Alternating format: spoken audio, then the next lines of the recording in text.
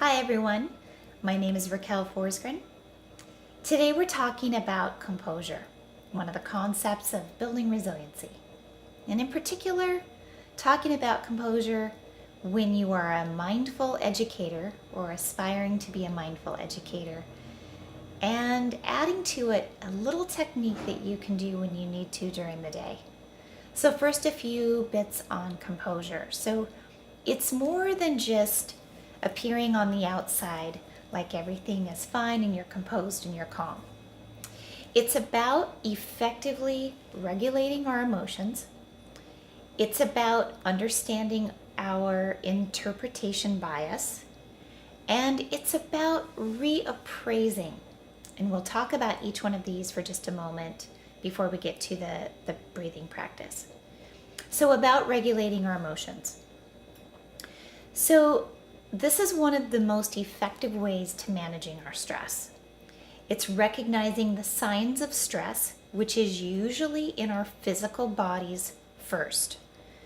You may not even notice it, but when you're under stress, your heart might be racing, your heartbeat is faster, you might be sweating, you might be clenching your jaw, wrinkling your forehead, hunching your shoulders, whatever that is for you. All of us have a different stress reaction. But it's starting to quickly understand and feel that physical element that's happening in our bodies. That leads to increasing our emotional granularity when it comes to regulating our own emotions. And then building strategies to deal with that. So one of the first things I do, I'll feel myself starting to get nervous or upset, and I usually feel it in my upper belly and heart rate. Those two combined tend to happen to me first.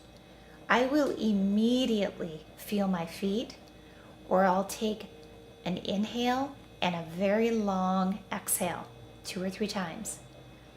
And I only just do it 2 or 3 times. I don't do it for a long practice. And I'll do it in the car. I'll do it before a meeting, before working with any of you if I get nervous. But that's just an example of something I do immediately when I feel it in my physical body. So the second element around composure is our interpretation bias. So it's being aware of what we have named or identified as something that also causes us stress. It's learned behavior. If we start thinking something is stressful, each time something like that happens, our minds think it's stressful, which triggers the chain reaction in the physical body. So it's understanding where we're already biasing ourselves to thinking something stressful. So even throughout today or this week, pay attention to what you think is stressful and what isn't. And then pay attention to your physical body reactions along the way. And we'll be working on this in our one-on-one sessions. And then the last element, so this is the reappraisal. So this is a little bit of what I was talking about in the beginning with regulating. Reappraisal is going to the physical body where we're feeling that change, that heart rate, the sweating, whatever it is. And then using our interpretation bias to say, wait a second, I'm feeling that. What's really going on? What is the situation? Has the situation even been negative yet? Sometimes we go into it thinking it's going to have a negative outcome, and it doesn't. It actually is the opposite. How many times does that happen to us? So those 3 elements, regulating our emotions, interpretation bias, being keenly aware of that and understanding it, and then reappraisal, noticing the body, noticing what our minds are thinking about, are the 3 ways that will help you build your composure over time. In the meantime, we'll do a quick technique that you can use in the classroom. You can actually embrace this as part of your calm classroom routine.